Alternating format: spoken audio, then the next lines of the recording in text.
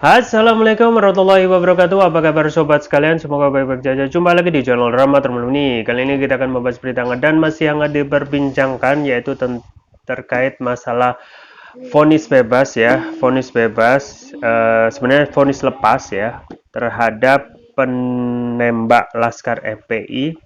Dan ini ada respon dari HRS atau Habib Rizik Syihab. Bagaimana selengkapnya? Sesuai yang dilansir oleh FIFA.id, langsung saja kita bacakan.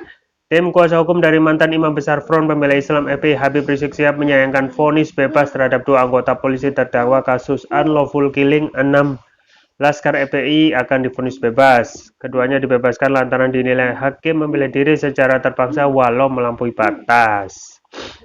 Kita sudah jauh hari menduga sejak awal itu sesat dan dijadikan instrumen untuk menjustifikasi dugaan pembunuhan, kata kuasa hukum Habib Rizik, Aziz Yanuar, saat dihubungi. Sebelumnya, Sekretaris Tim Pengawal Peristiwa Pembunuhan TP3 Laskar FPI Marwan Batubara juga menilai proses persidangan kasus penembakan Laskar FPI hanya dagelan yang tidak bisa dipercaya. Jadi kalau sudah pada awalnya pengadilannya sekedar sandiwara, dagelan yang sesat, kata Marwan Batubara dalam keterangan yang diterima awak media. Menurut Marwan, putusan majelis hakim yang membebaskan kedua anggota polisi tersebut sangat tidak relevan dan membodohi masyarakat. Pasalnya penyelidikan atas kasus tewasnya 6 orang anggota FPI di tangan 3 orang polisi hingga kini belum pernah dilakukan oleh lembaga yang relevan. Penyelidikannya sendiri belum pernah terjadi. Gimana kita mau percaya itu? Belum pernah ada penyelidikan oleh lembaga yang relevan, karena yang dilakukan oleh Komnas HAM itu hanya pemantauan. Jadi kalau memantau artinya proses penyelidikan belum pernah terjadi, terang Marwan. Diketahui Majelis Hakim Pengadilan Negeri Jakarta Selatan pada Jumat 18 Maret 2022 menjatuhkan vonis bebas terhadap dua terdakwa kasus penembakan 6 orang Laskar FPI Bribtu Fikri Ramadan dan Ibda M. Yusmin Ohorella. Dalam putusannya, Hakim Ketua Muhammad Arif Nuryanta menyatakan kedua dinyatakan tidak bersalah lantaran kedua terdakwa melakukan pembelaan terpaksa melampaui batas. Mengadili menyatakan terdakwa terbukti melakukan tindak pidana sebagai dakwaan primer penuntut umum. Menyatakan perbuatan terdakwa Fikri Ramadan dan M. Yusin melakukan tindak pidana dakwaan primer dalam rangka pembelaan terpaksa melampaui batas, menyatakan tidak dapat dijatuhi pidana karena alasan pembenaran dan pemaaf. Ujarnya saat membacakan vonis di Pengadilan Negeri Jakarta Selatan. Arif menjelaskan pihaknya dalam hal ini melepaskan terdakwa dari segala tuntutan atas kasus penembakan yang mengakibatkan tewasnya anggota FPI tersebut, melepaskan terdakwa dari segala tuntutan memulihkan hak-hak terdakwa, ujarnya. Ya, sobat sekalian, jadi memang hal yang sejak awal sudah dikhawatirkan baik oleh TP3 sendiri ya, tim pencari ya, tim pengawal peristiwa pembunuhan ya Laskar FPI, begitu juga dengan kuasa hukum Habib Rizik Syihab ya. Sejak awal mereka melihat bahwasanya pengadilan yang dilakukan oleh FPI ini termasuk dagelan gitu ya. Jadi memang sulit bisa diterima akal sehat ya, bagaimana seseorang itu yang dalam hal ini ya Laskar FPI itu 6 Laskar FPI, korbannya 6 Laskar FPI itu yang 6-nya itu meninggal dengan kondisi yang sangat mengenaskan gitu ya, dan semoga mereka diterima oleh Allah SWT ya sebagai seorang syuhada ya. Nah, bagaimana pertanggungjawaban atau logikanya ketika seseorang itu ada korban 6 orang ya, dan itu vonis yang dijatuhkan oleh Hakim Pengadilan Negeri Jakarta Selatan itu divonis lepas ya, bukan bebas sebenarnya, karena bebas itu kalau tidak terbukti adanya tindak pidana kriminal ya atau pembunuhan. Tetapi kalau lepas sudah terbukti ada tindak pidana kriminal atau pembunuhan, tetapi dilepaskan karena ada alasan untuk bela diri dan alasan pemaaf. Nah, ini patut kita pertanyakan gitu ya. Apakah dan tidak masuk akal dan sudah sering kali berulang-ulang disampaikan bahwasanya yang dilakukan adanya pembelaan itu tidak pernah ada ya, karena sudah disampaikan juga berulang-ulang dan juga ada dalam buku TP3 bahwasanya mereka itu Laskar FPI tidak bersenjata. Apa yang bisa mereka lawan gitu ya, mereka tidak bersenjata, sedangkan suatu pihak ya, polisi pastilah mempunyai apa namanya, menggunakan alat senjata gitu ya.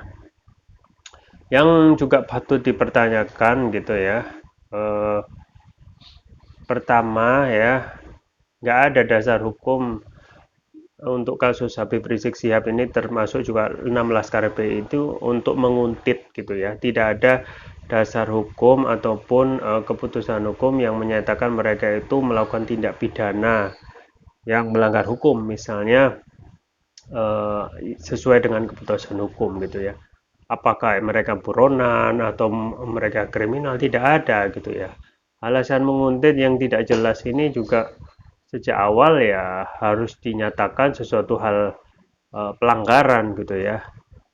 Nah, kenapa ini juga tidak diperhitungkan oleh hakim gitu ya? Misalnya alasan untuk mengarahkan massa kan ya tidak mungkin, tidak juga dilakukan tindak kekerasan sampai menghilangkan nyawa 6 Laskar FPI gitu ya. Padahal mereka itu ya kita ketahui juga saat ini ya tentu saja sulit karena tidak ada saksi lain yang melihat kejadian tersebut ya.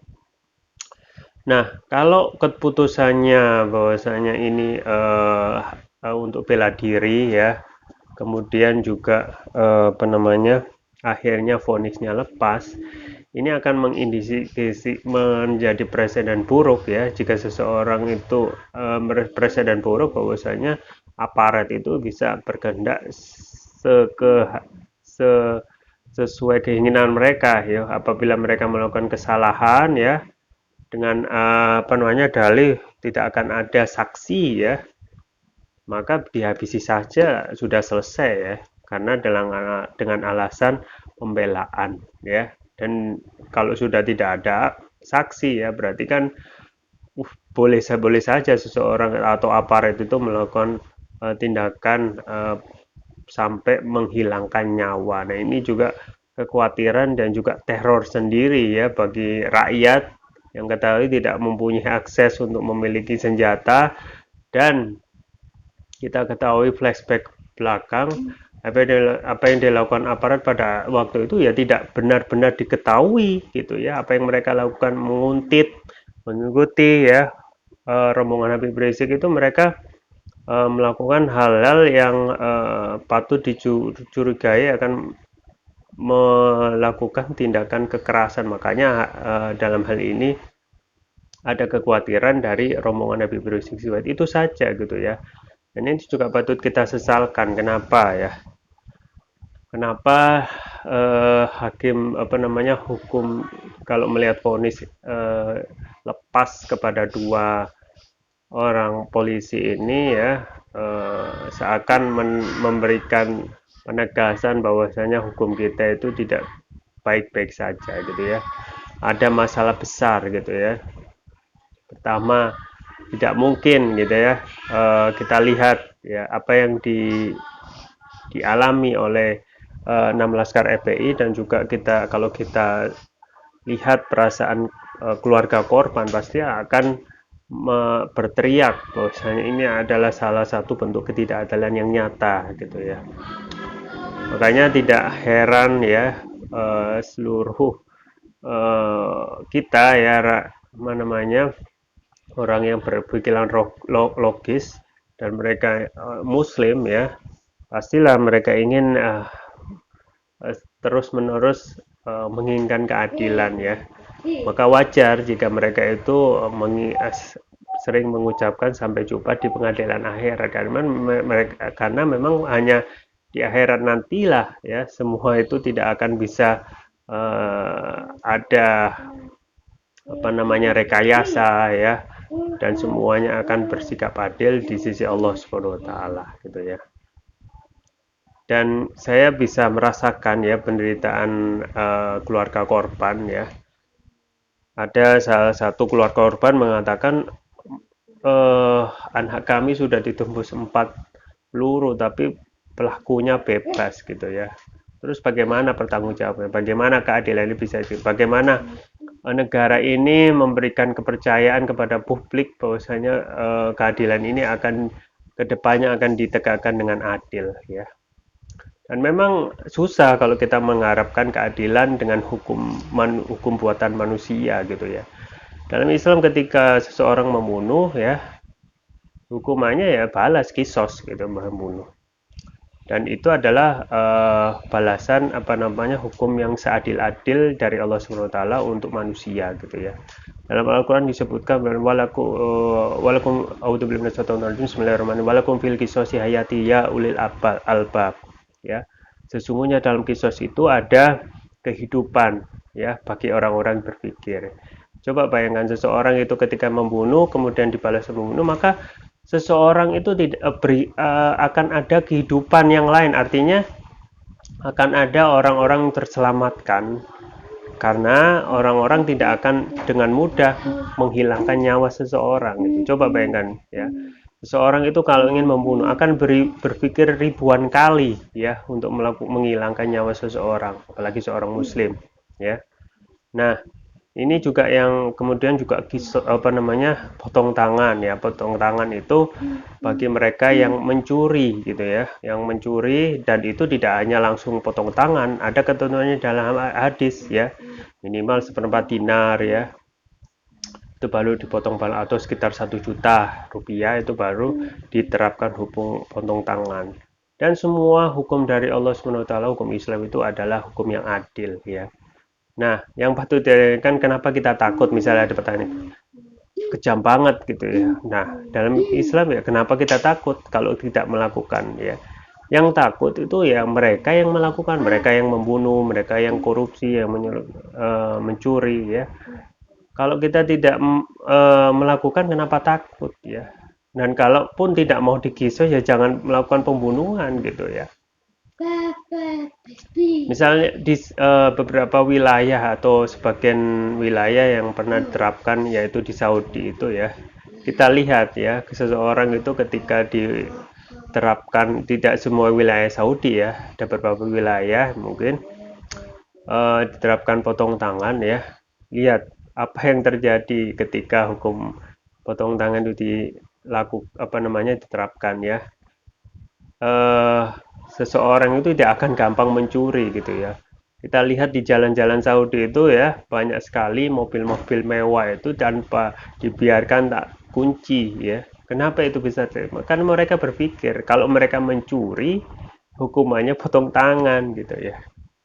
Beda dengan di negeri ini, ketika seseorang mobil itu lewat berhenti sebentar, jangankan mobil pastilah peleknya dicuri, spionnya dicuri, apapun itu, motor ya dibiarkan sebentar udah hilang.